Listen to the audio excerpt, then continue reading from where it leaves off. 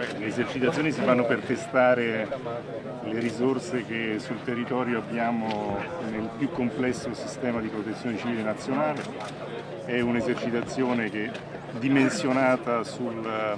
livello provinciale, coordinata dalla Prefettura di Padova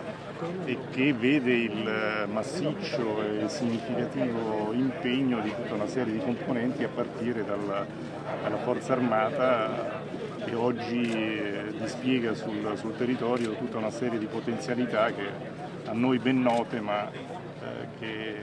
è opportuno poi testare sui singoli territori. Quante esercitazioni del genere si fanno in un anno? Questo poi variano, perché nel nostro paese ci sono esercitazioni nazionali, poi ci sono esercitazioni che vengono fatte a livello regionale e poi a livelli, come dire, inferiori. Però ecco,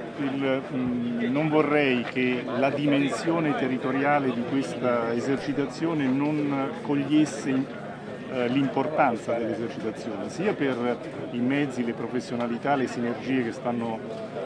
sono messe in campo, sia perché questo è un territorio purtroppo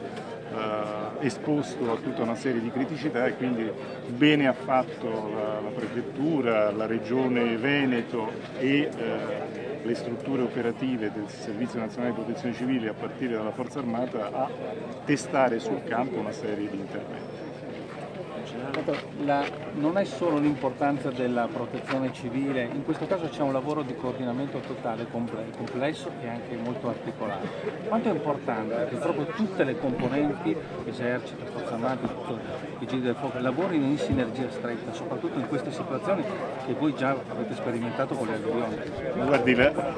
la funzione di protezione civile è essenzialmente una funzione che si esplica con il concorso delle strutture operative e delle componenti, perché la protezione civile non è il Dipartimento Nazionale di Protezione Civile,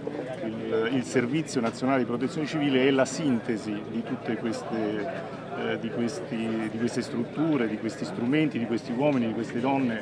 che lavorano per la sicurezza dei nostri territori. E in questo senso lasciatemi veramente spendere una parola di ringraziamento, non perché qui è presente il generale Claudio Graziano, ma perché per noi le forze armate in generale, la forza armata di terra è un asset fondamentale in tutte le sue articolazioni, in tutte le sue specialità, sia in situazioni che assurgono ancora non a livello nazionale, perché voi sapete che i prefetti hanno la possibilità di attivare la forza armata anche per emergenze non nazionali, e quindi questa è la dimostrazione di come le varie componenti e le strutture del servizio nazionale poi operano al di là di quelle che possono essere anche rappresentazioni mediaticamente più importanti o più visibili,